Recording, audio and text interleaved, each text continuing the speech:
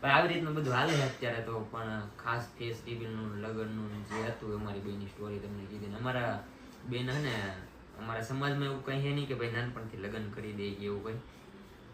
પણ અમારે કેવું થયું હતું કે નાનપણથી નક્કી હતું કે ભાઈ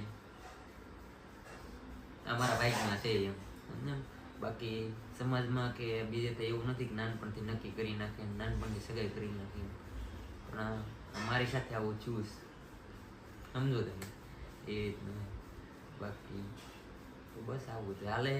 શું પ્લાન છે?